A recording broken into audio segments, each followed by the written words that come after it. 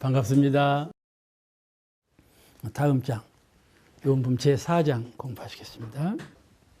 오늘은 마음이 바르지 못한 사람, 그 재물과 지식을 가지면 속여서 취하지 않아요? 그죠? 속여 취하죠. 그 이제 죄를 짓는 것이죠. 얼마나 우리 한국 신문과 한국 텔레비전은 꼭 사건만 막 보도한다고 그래요. 이게 미국에 살다 오신 분들은 한국은 왜 그런다냐 그래요.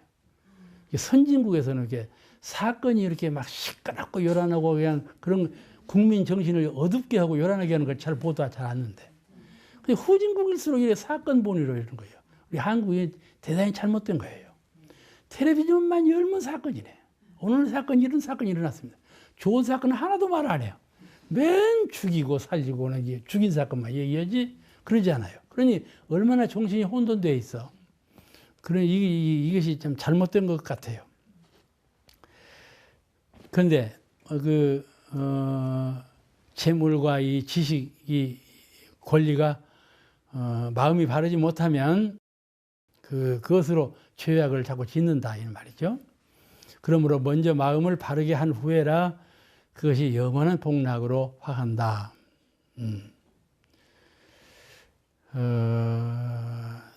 본래 사람이 최령한 영장으로 이름을 받죠. 최령하다. 사람은 모든 생명 가운데 최령하다. 그 사람이요, 무엇을 잘 활용하는가 하면 도구를 잘 사용을 해요. 짐승은 도구를 잘 활용을 못해요. 제일 영리하다는 원숭이가 도구를 좀 활용을 해요. 그래서 사람이 제일 도구를 잘 활용하는 거예요. 그래서 이게 도구, 문명이기. 그러므로 우리가 과학 문명의 혜택을 입고 살지 않아요. 얼마나 과학이 발전했습니까? 이 도구가, 이 생활 도구가 참 극도로 발전했거든. 도구를 잘 사용한 것처럼 공부인은, 도인은 법을 잘 사용을 해야 돼. 만법을, 부처님께서 말씀하신 법을 잘 활용할 줄 아는 사람이 돼요. 교당에서는 법을 많이 들어놓고는 그냥 신발 신고 나가면서 싹 잊어버리고 나가면 그 법 어디다 써먹겠어. 싹 머릿속에만 있고 아무것도 써먹지는 못하지. 이 법을 잘 써야 한다는 말이에요. 써야 해요. 사람이 도구를 잘 활용함으로써 최령한 말씀을 듣는 것처럼 법을 잘 활용함으로써 신령스러운 사람이 되는 거다. 그런 말이죠. 오늘 마음을 바르게 사용한다. 그런데 오늘은 마음을 바르게 사용하지 못하는 사람에 관한 이 본문이에요. 바르게 사용하지 못하면 그런데 사람이 출생할 때 얼굴을 바르게 갖고 태어나야 되겠어요. 그냥 험상궂게 태어나야 되겠어요. 바르게 갖고 태어나야 되겠지요. 얼굴이 좀 바르게 태어나야지. 사람이 이목구비가 바르지 못하면 평생 마음 고통이죠. 마음 고통이 있지 않겠어요? 얼굴이 바른가 바르지 못한가는 무엇을 보고 아는가요? 거울 보고 알지 아니요?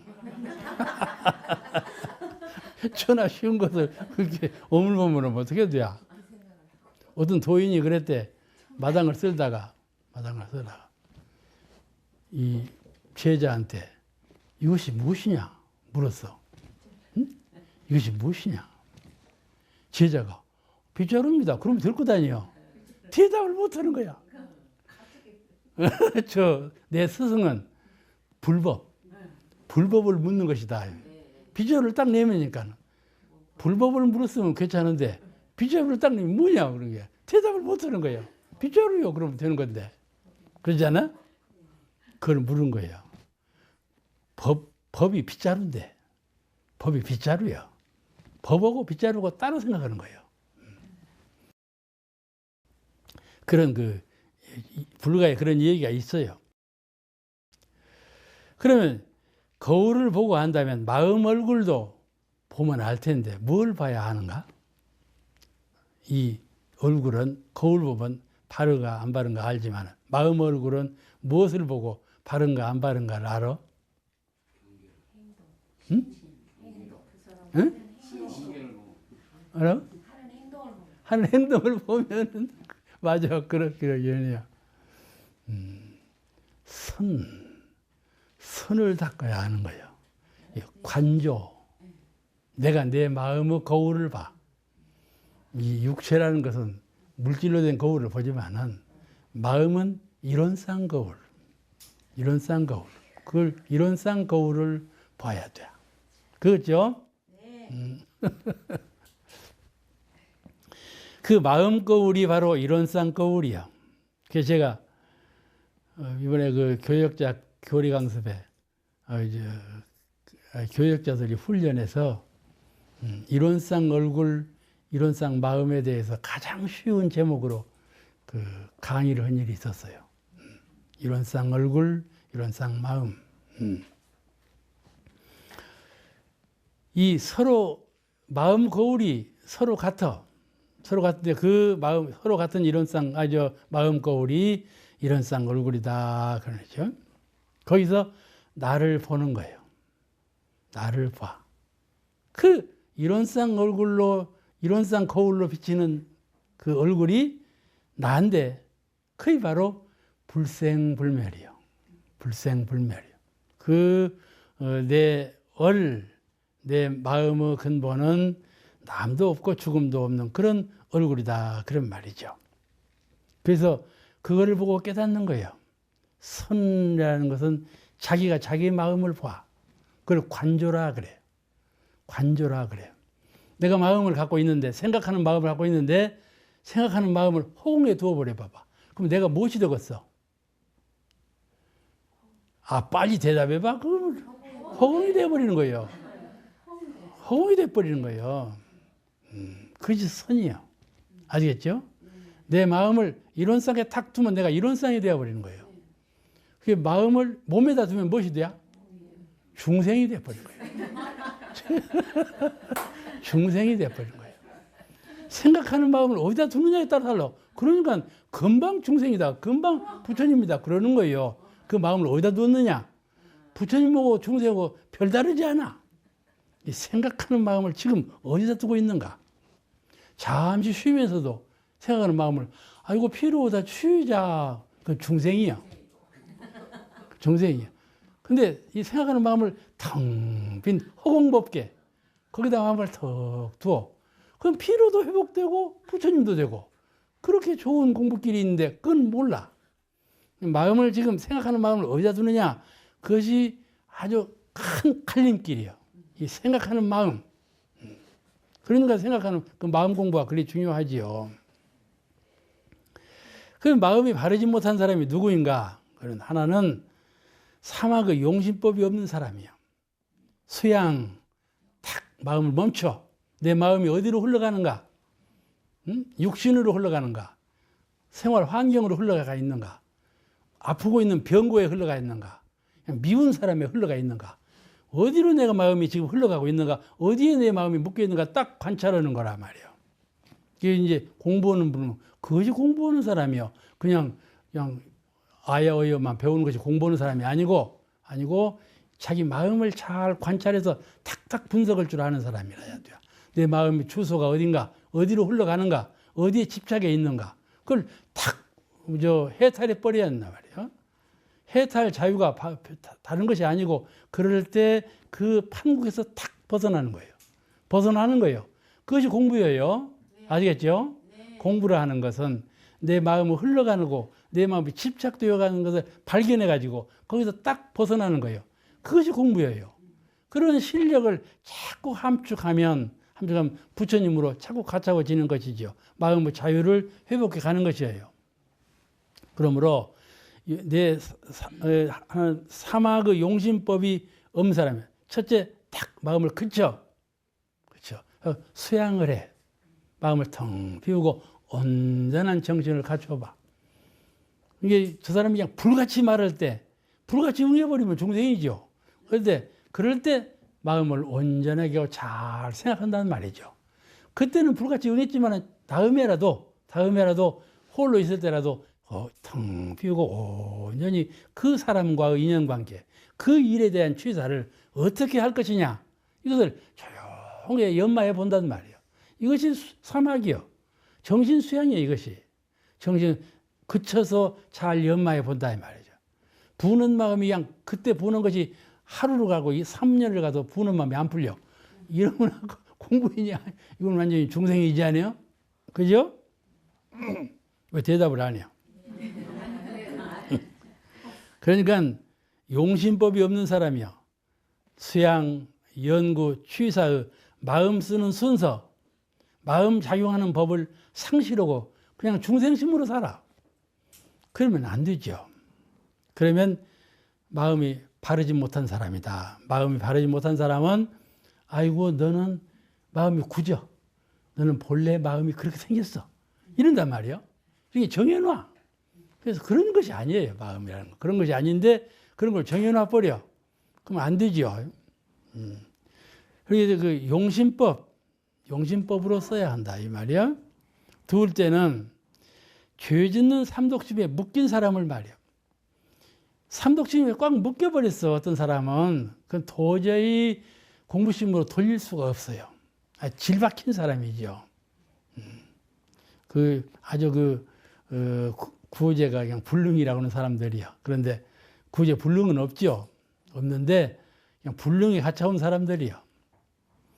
이렇게 그 마음 작용하고 마음 수제하는 것이 바르지 못하게 되면 안 되지 않겠어요?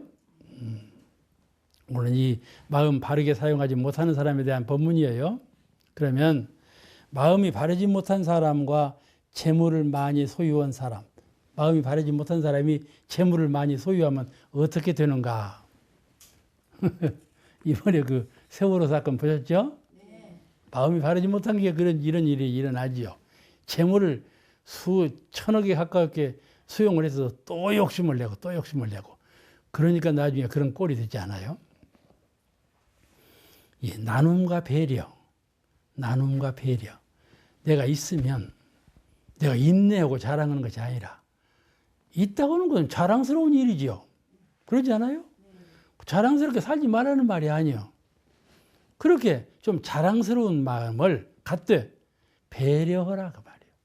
배려해요. 가난한 사람을, 어두운 사람을, 고통받는 사람에게 늘 배려하는 마음을 가져. 다 나눠버리라고 하면 내가 실컷 죽게 벌어가지고 다 나눠버리라고 하면 그 사람이 허겄어? 안 허겄죠? 그렇게 하라고 하면 잘 안 돼. 일이 안 풀려. 배려해야 된다고. 배려하라. 너는 풍족하지만 너만 갖고 있지 말고 고통받는 사람이 많으니 좀 배려할 줄 알아라. 배려할 줄 알아라. 요새 말이 그렇게 바뀌었어요. 요새는 배려란 말로 잘 해요. 해시란 말을 잘 안 하고 불가 부처님 말씀은 해시어라. 모든 것을 다 주어버려라. 이 가르쳐요. 그 허공이 되어버려라. 그래야 정신적으로 실다운 것을 얻는다. 그래야 마음 가운데 큰 것을 얻는다. 이렇게 가르치는 것이 불교예요. 근데 그렇게 해봐야 그렇게 가르치면 잘 안 들어요, 사람들이. 있는 것을 다 주라는 말이 아니라 배려해라. 그래야 좀 들어요, 사람들이. 그러니까 그렇게라도 좀 들으면 좋겠죠? 네. 배려하라. 왜냐하면 누구든지 부유한 사람이 될 때에는 많은 공을 들인 사람이에요. 다른 사람은 허송을 생각을 할 때 그 사람은 땀 흘린 사람이에요. 무엇인가 공이 있기 때문에 부유함이 되었지. 그렇지 않아요. 그런데 배려하라는 것이 당연성이 있다 그런 말이죠. 배려하라. 그래서 서로 같이 고통받지 않게 하자 그런 뜻이지요. 그러면 더 진급하면 해시죠. 해시. 베푸는 것이죠, 무조건. 이것을 대자대비라 그래요. 대자대비라 그래요. 물질적인 것은 다 줘버리는 거예요. 다 줘버리되 나는 정신을 갖는 거예요.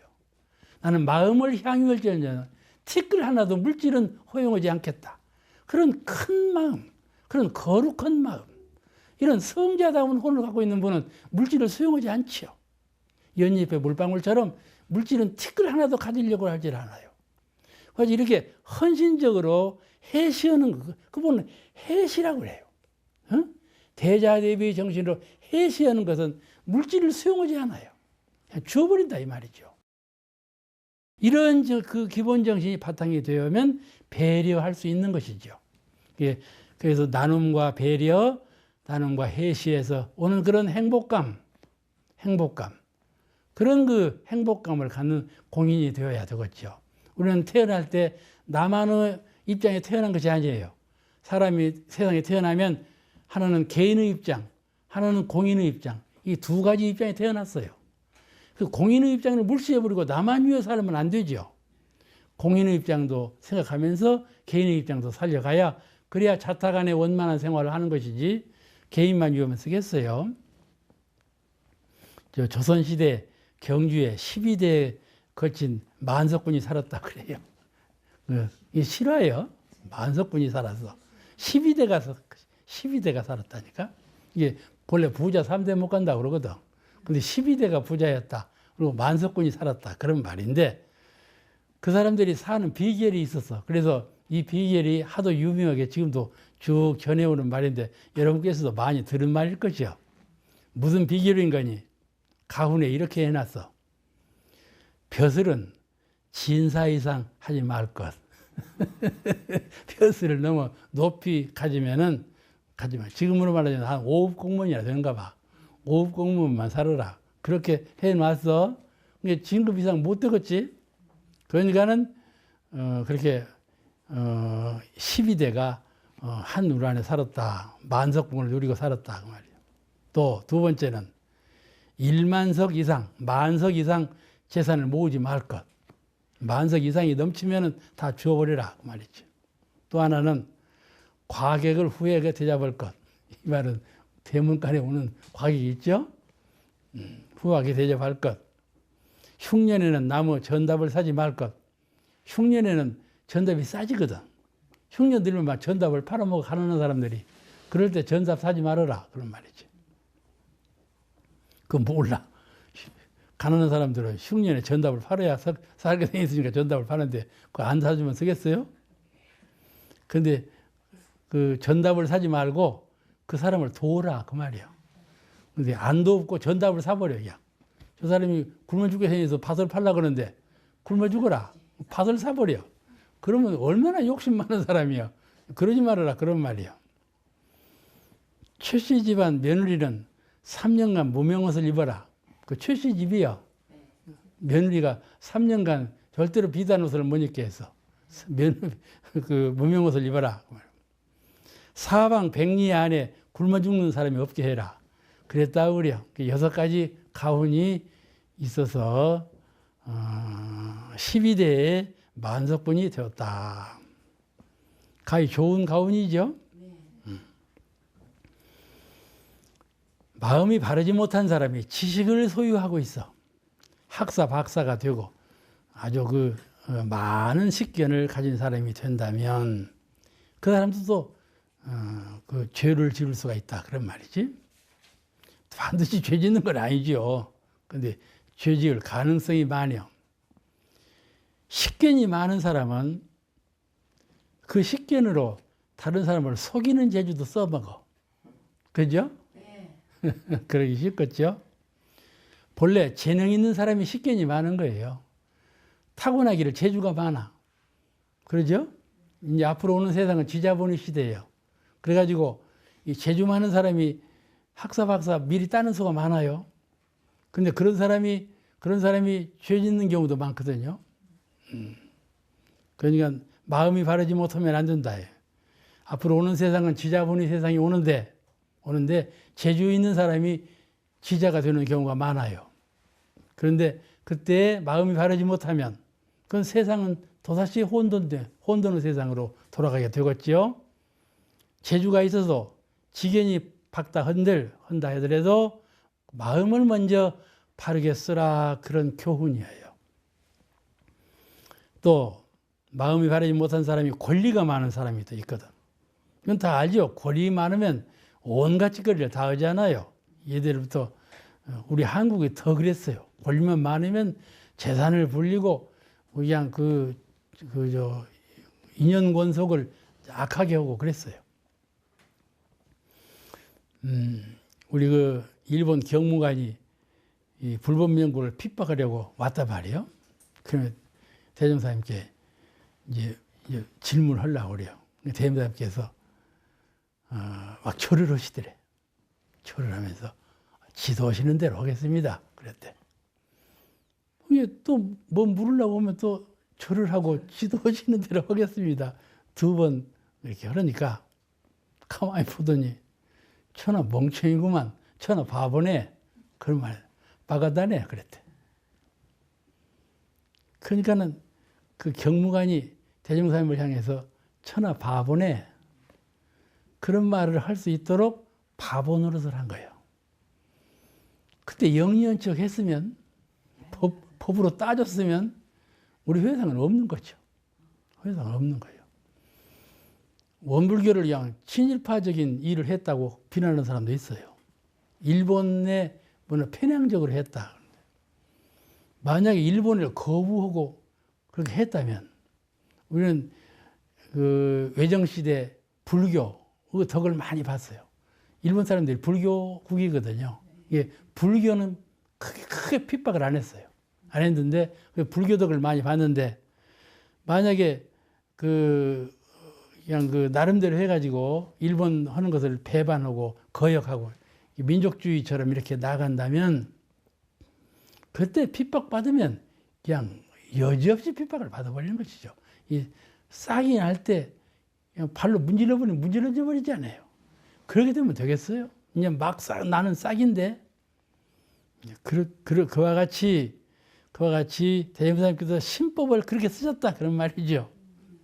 외경 하나가 왔는데 그 사람한테 응변 하나 못해서 그렇게 했겠어요. 그것이 천난 방편으로 방편을 쓰는 거예요.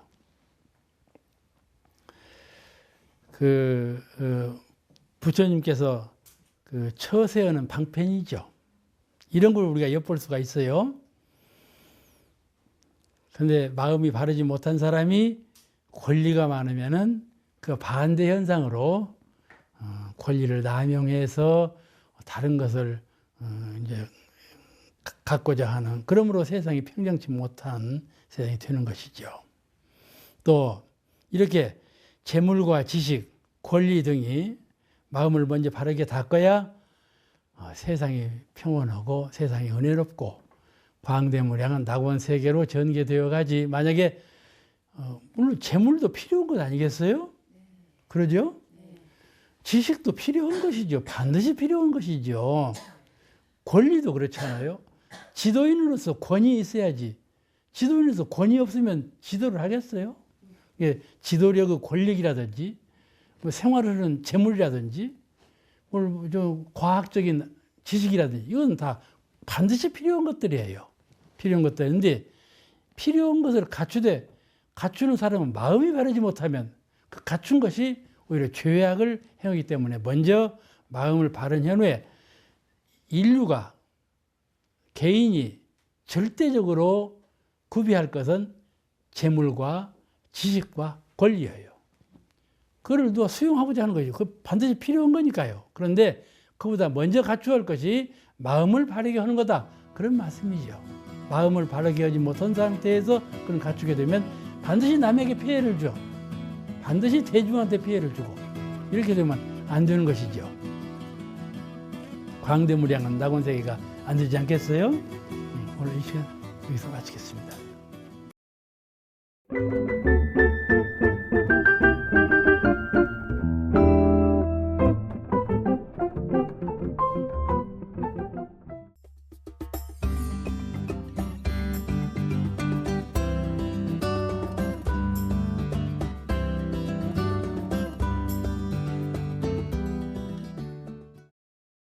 반갑습니다. 네, 오늘 강의는 요원품 제5장 같이 공부하시겠습니다.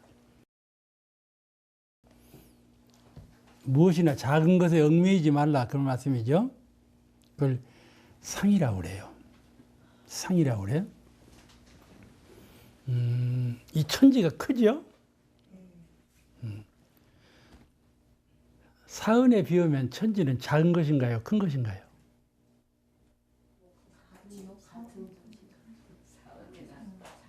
작은 거지. 작은 거죠? 사은은 전체시고 천지는 사은 중에 하나예요. 그러니까 그죠? 크지만 작다 그런 말이죠. 그와 같이 무엇 하나에 딱 걸리는 수가 있어요. 아, 이건 크다. 아, 이건 밝다. 아, 이건 옳다. 선이면 옳지 않아요? 옳아.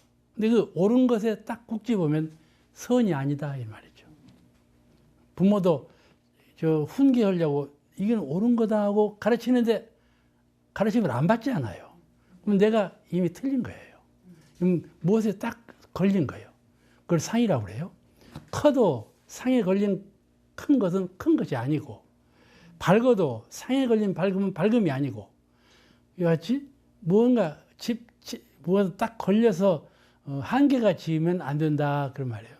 왜냐하면 성품의 세계는 무한이에요. 한이 없는, 한계가 없어. 가령 나 그러면 나를 한계가 있잖아요. 벌써 나 하면 벌써 상대가 지지 않아요? 나, 너 이렇게 다 어디까지 한계가 있는 것처럼 느끼지않아요? 천상천하 유화독존 해봐봐. 한계 있나요? 없잖아요. 이것이 한계 없는 것을 부처님께서는 가르치셔요. 한계 없는 것을. 왜 그러냐 하면은 본 나는 한계가 없어요. 본 내 마음은 한계가 없는 것이에요. 그와 같이 클 때는 완벽하게 크고 작을 때는 완벽하게 작고 능히 대하고 능히 소하는 그런 우리는 심지를 가지고 있어요. 아주 묘한 마음자리죠.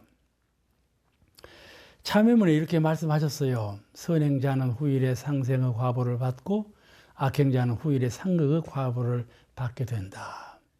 선행을 하는 사람은 반드시 후일에 내일 또는 10년 후에 후생에 반드시 은혜로서 위력으로서 그 과보를 받게 되고, 악행자를 한 사람은 아무리 숨어서 아무리 속여서 악행을 했다 할지라도 반드시 후일에 상극의 과보를 받게 된다 그러셨어요. 상극 싫어. 이것이 바로 전에 내가 마음을 쓸 때, 내가 마음을 자유롭게 쓸 때 싫게 했다 그런 말이죠. 그러므로 지금 싫은 그 상대가 나에게 싫게 해. 그건 속박이죠. 싫게 하면 속박이에요. 그건 속박, 구속을 받게 되는 것이에요. 이게 자유로 마음을 쓸 때 잘 써야지, 속박과 구속이 돌아올 때 그때 이제 회개하는 것을 잘못을 참여하는 것은 벌써 늦지 않아요. 그런데 이 선이라는 것은 그래서 선인 선과라는 말이 나와죠. 선이라는 것은 사은의 은혜와 이 성품의 양심, 그러죠. 사은은 순이란 은혜밖에 없는 은이시죠. 은이에요. 이 성품은 양심이라는 말씀이죠. 거기에 순하는 마음을 선이라고 먼저 시간에도 말씀드렸죠. 사은의 은혜와 성품의 양심에 순하는 마음을 선이라 한다. 그래서 은혜를 성취하는 거예요. 선이라는 것은 은혜를 창조하는 것이죠. 이 사은의 순한 원리는 내가 심신작용한 대로 반드시 돌아오게 해. 끝까지 간 자는 반드시 돌아오게 되어 있어요. 아시겠죠? 순환하게 되어 있어요. 이 우주 진리는 음양상승의 원리에 의해서 반드시 돌고 도는 진리예요. 돌고 도는 진리, 반드시 돌아오는 진리예요. 끝까지 가서 한없이 가버리는 것이 아니고 끝이 있어. 음이나 양이나 간에 다른 기운이 더워지면 더 뜨거워질 것 같아도 그러지 아니하고 다시 서늘해진 기운, 찬 기운으로 돌아오고, 찬 기운이 더 추워질 것 같아도 그러지 아니하고 다른 기운으로 돌아오고, 이렇게 음양상승의 도에 의해서 끝까지 가면 반드시 돌아오는 순환의 원리로 우주가 되었어요. 본래 그렇게 되어 있어. 누가 창조한 것이 아니에요. 본래 그래요. 아시겠죠? 어느 때부터 이렇게 해라 해서 된 것이 아니고 본래부터 그렇다 그런 말이에요. 순환의 원리로 되어 있는 거예요. 그러므로 우주가 순환의 원리로 되어 있기 때문에 내가 심는 대로 돌아온다. 그게 선인 선과 악인 악과의 결과예요. 그래서 그러면 여기 선행이란 무엇이냐? 선이라는 것은 순발, 사은의 은혜, 또 성품의 양심, 그 순에서 바라면 선이라 그러는데, 그런데 선행은 무엇이냐? 그런 것이 선의 개념이라면 선행이라는 것은 자리이타. 나도 이롭고 너도 이롭게, 나만 이롭게 하는 것이 아니고 너만 이롭게 하는 것이 아니고 너만 이롭게 하고 남을 이롭게 하면 그거 되겠어요? 그러지 않아요? 네. 너만 이롭게 하고 나만 이롭게 안 해도 그렇게 하면 안 되지요. 너도 이롭고 나도 이롭게. 이것을 중도라 그래요. 불가에서 가르치는 중도. 이게 대화합의 진리예요.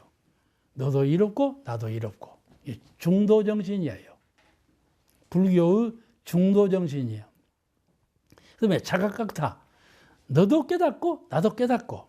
그죠? 나만 깨달으면 안 돼. 그걸 부처님께서는 환영을 안 하셔. 나만 공부하는 건 환영을 안 하셔. 저에게도 깨닫게 해줘. 그걸 성불재중이라 그러잖아요. 성불만 하는 것이 아니라 재중하고 함께 한다. 스승이 제자를 가르칠 때 제자 가르치기 위해서 공부하죠. 공부한 것을 또 가르치죠. 이렇게 상승관계가 돼요. 가르치기 위해서 공부하고 공부한 것을 가르치고 이렇게 서로 상대가 있음으로써 제자하고 스승이 같이 진급하는 것이죠. 이와 같이 자각각타. 나도 깨닫고 너도 깨닫는다. 응? 그러죠? 나는 알고 있는데 저는 몰라. 나는 행하고 있는데 저는 행하지 않아. 그런 일이 포사히 많아요. 나는 꼭 이렇게 해서 이거 옳은 것을 주장하고 싶은데 저는 따르지 않거든요. 그럴 때 옳은 대로만 가면 그러다 그 말이에요. 그를 깨닫게 해줘야 한다. 순리적인 말로 가르쳐주고 순탄한 말로 깨닫게 해주고 이렇게 함으로써 고쳐준다 이 말이죠. 억압적으로 고치는 것이 아니라 이게 자각각타. 그러면 옛날 큰 스승들은 제자가 말을 안 들을 때 당신 이 허벅지를 때렸다고 하거든. 제자 손에 떨어졌다고 그래요. 자리이타 자각각타 한번 해보셔 봐봐. 자리이타 자각각타. 자리이타 자각각타. 그렇습니다. 그것을 선행이라 그래요. 선행. 은혜를 서로 나누고 깨달음을 서로 나눈다. 그래서 직연으로나 은혜로나 이 생활로나 직연으로나 모두가 다 제도를 받는다. 그런 뜻이지요.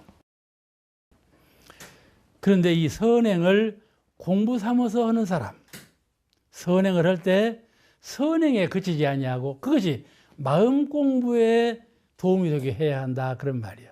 아시겠죠? 마음 공부, 자기 마음 공부에 도움이 되게 해야 한다. 세상을 위해서 공덕을 많이 심었지만은 자기 마음 공부에 아무런 영향을 끼치지 못했다면 그 공덕은 달마대사는 공덕이 없다 해버렸거든. 소무공덕, 공덕이 없다. 그렇게 말씀했다는 말 전해져 오고 있잖아요. 그러므로 선행을 공부 삼아서 하는 사람은 그 공부 표준이 무엇인가 하면은 지선이에요. 선행을 할 때 그 지선을 행하는 표준은 선을 행하는 표준은 항상 지선에 든다. 우리가 마음 공부를 할 때 표준이 어디 있어요? 이론상이 표준이죠. 그렇듯이 선행을 할 때 표준은 지선이 표준이다. 그런 말이에요. 지극한 선. 지극한 선이라는 말은 선이라 이름 지었을 뿐이지 그는 선이라고 이름 지을 수 없는 자리예요. 아시겠죠? 다시 말씀드리면 이 지선이라는 것은 악을 상대로 하지 않는 것이에요. 선밖에 없는 거예요. 그러므로 선이라고 말할 수가 없어. 선밖에 없으면 뭐로 선이라고 해요. 그런데 선이 가르쳐야 되겠으니까는 무엇이라고 해야 되잖아요. 그래서 이름을 지선이라. 악과 선과 악을 초월한 상대를 짓지 않는 지선이라고 해서 가르쳐.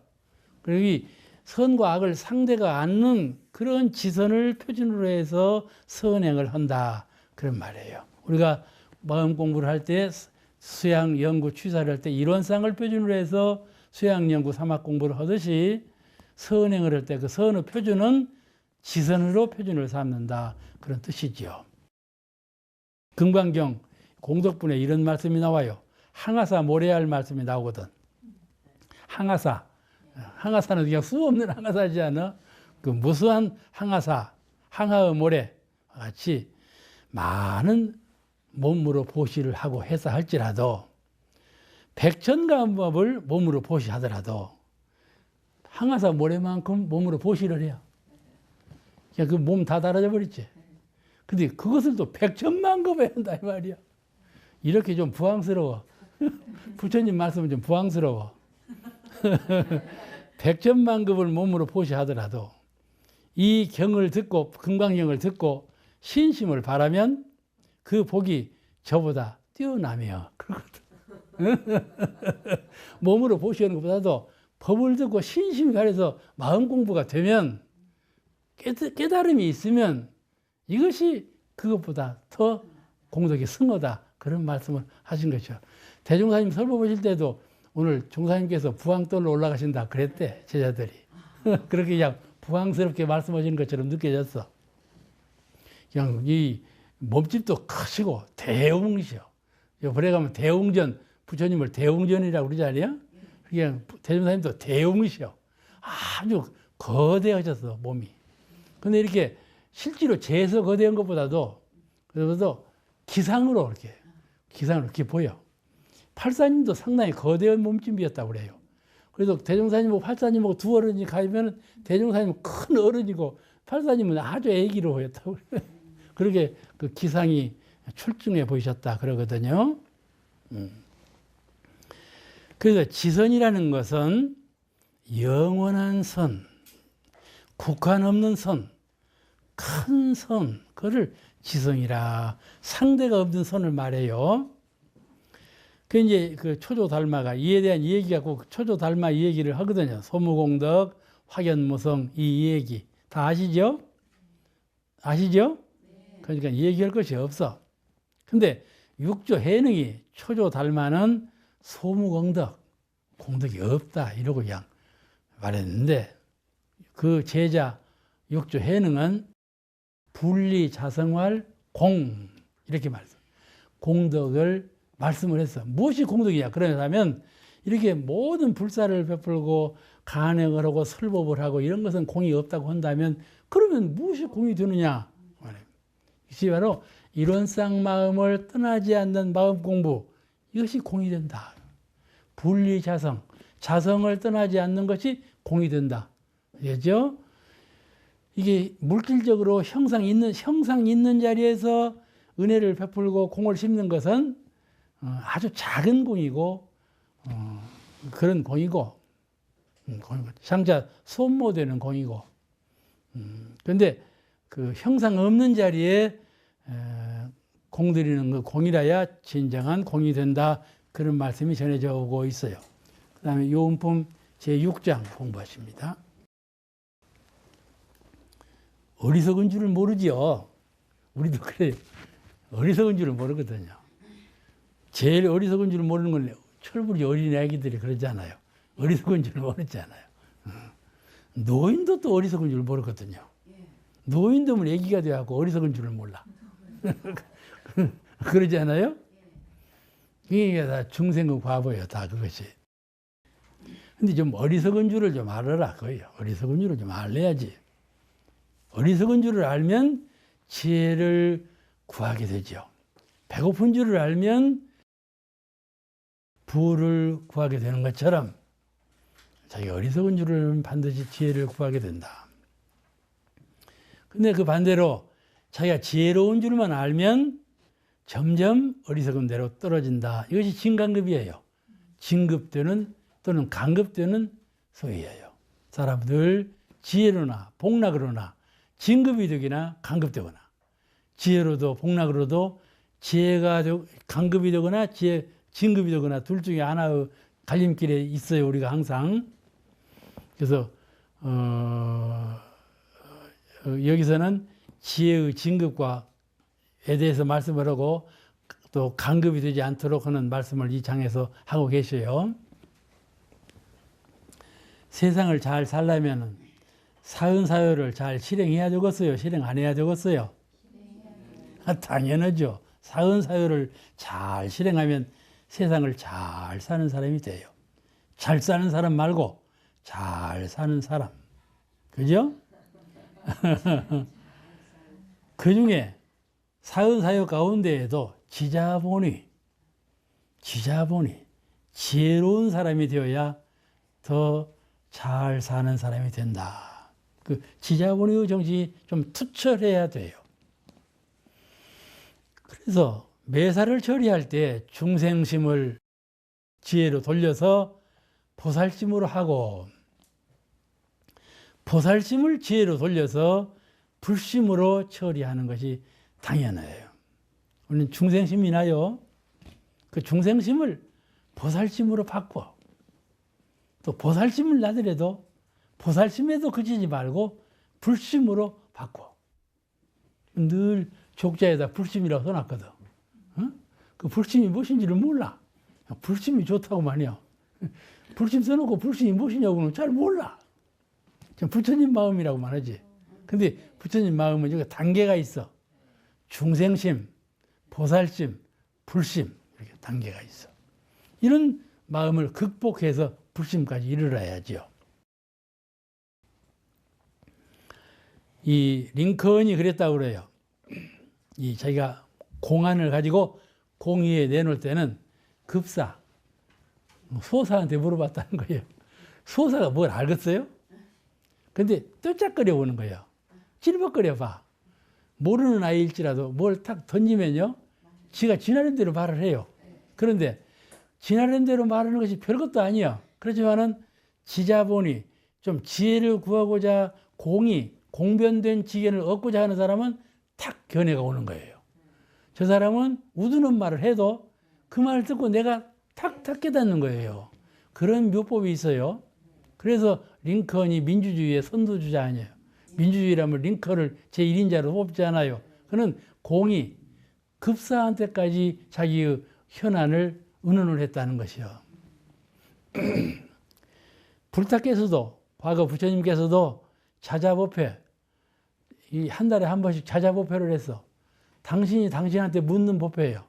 어떻게 묻는가 하면 대중한테 물어봐. 내가 그동안 한동안 동안 살았는데 나에게 잘못이 있었는가? 너 소감되는 대로 말해보라. 당신의 잘못을 다 제자한테 들어봐. 그건 자자보패가 있었다고 그래요. 당신이 당신한테 묻는 보패.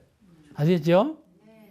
그와 같이 모든 것에는 어리석을 수가 있어요. 어리석을 수가 있어. 그런 것을 지자본의 지견으로서 우리가 자꾸 더 지혜를 밝혀가는, 지혜를 넓혀가는 그런 그 공부인이 되어야 되겠어요. 옛날 고대 그리스의 철학 유명하지요? 고대 그리스 소크라테스라든지 아리스토텔레스가 유명하지 않아요? 철학계에서는 대단히 유명한 철학이죠. 그때 소피스트라는 사람들이 있어요. 이 누군가 하면은 철학하는 사람들, 지혜로운 사람들, 이 지혜로운 것을 대중한테 연설을 잘해. 그래서 아주 밝은 사람, 현인, 세상 사람들이 저 사람은 참 말을 들어볼 때 현인 달사다. 이렇게 대중한테 강연도 잘하고 그 인기 있는 사람이야. 그걸 소피스트라고 그랬어. 그런데 이 소크라테스하고 아리스토텔레스는 이 소피스트를 싫어했어. 맨 말만 하고 자기를 비출 줄을 몰라. 아르마리를 가지고 아는 것을 그냥 말만 하고 돌아다니고 실제로 자기를 비출 줄을 몰라. 그래갖고 싫어했다. 그런 말이 전해져 오고 있어요. 그러면 우리가 지혜를 밝히고 살아야 되겠는데 더 지혜로운 사람이 되려면 지혜로운 공부는 무엇일까? 사람들은 지혜와 능력을 태어날 때 갖고 태어나는 것으로 알아요. 태어날 때 잘 태어나야 한다. 그러죠? 그러지 않아요? 되게 보면 또 그래요. 태어날 때 좀 지혜로운 애가 있어요. 사주 보고 태어나잖아요. 응? 사주 보고 태어나잖아요. 그 사주팔자 잘 태어나는 거지. 그냥 가져가서 이렇게 해달라고. 그러죠. 맞아요. 태어날 때 잘 태어나는 거예요. 근데 그 우연으로 태어나는 것이 아니에요. 다 전생에 그만큼 밝힌 정신 바탕이 있기 때문에 꼭 그와 같이 되는 거예요. 대부사님께서 목수일을 하면은 후생가도 그 목수일 잘하는 건 그대로 갖고 태어나는 거예요. 그대로 갖고 태어나. 그 밝은 면은 그대로 밖에 태어나요. 능력 갖춘 것도 그대로 갖고 태어나고요. 그러니까 지자로 태어나는 것이죠. 그런데 그냥 그냥 그렇게 태어나야 된다. 그래가지고 부계 모계를 따지거든. 아버지 닮아서 총명하냐, 어머니 닮아서 총명하냐, 그러지 않아요? 그죠?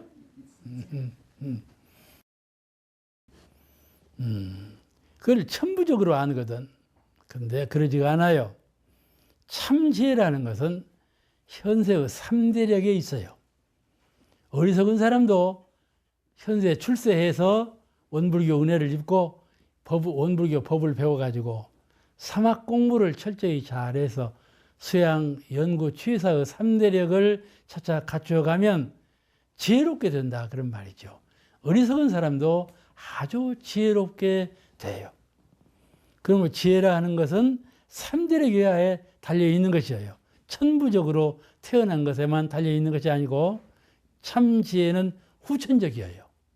선천적인 것은 전생에 지은 것이고 참 지혜는 선천적인데 왜 후천적인 것이 지혜냐 하면은 3대력으로 하기 때문에 공부심으로 하기 때문에 이 공부심으로 하는 것이 더 중요하다 그런 말이에요. 천부적으로 타고나서 하는 것보다는 지금 공부하는 법을 배워서 공부심으로 하는 것이 더 중요하다 그런 말이에요.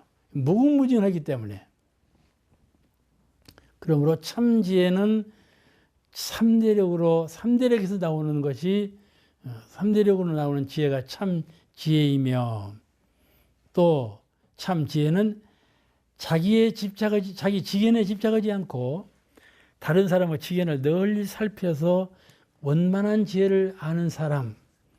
우리는 3대력을 갖췄다 하더라도 지견을 갖고 있다 하더라도 내가 밤새도록 3대력으로 연마해 봤어.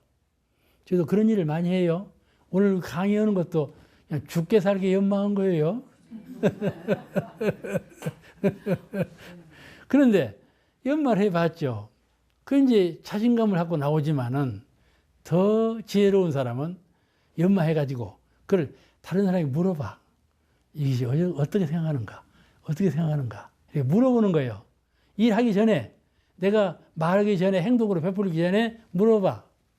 이게 가정에서는 부인한테 물어보죠. 물어봐야 되는 거예요.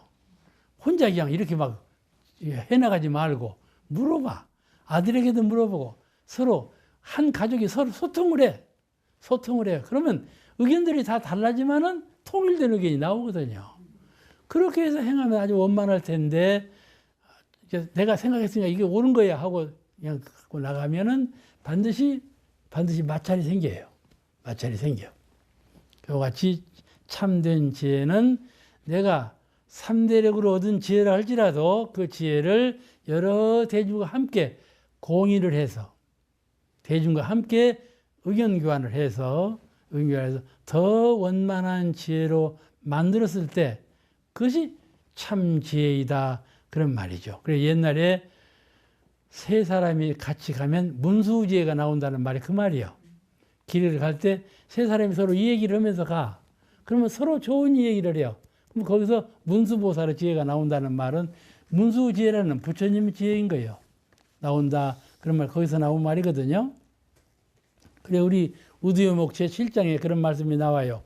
마음법을 통하여 한 마음을 밝히라. 이런 우두가 있죠? 네. 마음법을 통하여 한 마음을 밝히라. 그런 말씀은 내가 법을 알고 있지만은 그러나 마음법을 두루 통해 봐봐. 내가 원불교적인 충분한 신심을 가지고 원불교적인 교법을 대체적으로 잘 파악하고 있지만은 그러나 불교 교법도 한번 들어보고 이해해보고 기독교 교리도 한번 들어보고 이해해보고 서로 토론도 해보고 토론도 해봐. 당신은 기독교인? 말도 안 해버려. 그러지 말고 한번 토론해 봐봐. 우리 원불교에서 이렇게 한다. 어떻게 하느냐? 그러죠? 그래 보면 말이죠. 그런 소통해 보면 원불교에 치는 일이 없어요. 한번 해보세요. 몰라, 이거 방송에 나가면 어쩔지 모르지만 이 말씀은 내가 교구장으로 계속 나는 교구장으로만 살았으니까는 한 교무님이 교도 4분을 데리고 왔어. 근데 그 교화가 잘 돼야. 그 교무님이 들어가고 교화가 잘 되었어. 근데 이제 대표 뇌물을 자랑하려고 데리고 나온 거야. 나한테 인사를 시키고 이분은 몰입꾼, 이분은 총 쏘는 사람. 이게 다 이게 소개를 해요. 근데 이 총수가 그래요. 총수를 맡은 사람이 그런 얘기를 해요. 당신은 어떻게 해서 그게 총수가 되었냐 물어봤은 게 나는요, 기독교인을 만나면요, 우리 원불교는 기도를 이렇게 한다. 기독교에서는 어떻게 기도하냐 물었대. 이게 차차차 물어보니까 자기가 알고 있는 기도 정신하고 영 다르더라는 거야. 아, 그렇구나. 우리 법이 이렇게 다르구나. 이걸 탁 깨달았다는 거예요. 그 훨씬 더 자신감이 나니까 누구를 만나도 얘기할 거리가 되더라는 거예요. 얘기할 거리가 나왔다. 그런 얘기를 하더라니까. 그와 같이 우리가 대화라는 것은 비교급으로 그러니까 이 만법을 통하여다 한 마음 밝히라. 이거는 마음을 통해서 한 마음 밝히라는 것이지만은 법도 내가 알고 있는 법의 지혜도 만법을 통해다가 그 법을 더 밝힐 수가 있다. 그런 말이에요. 오늘 말씀 여기서 마칩니다. 감사합니다.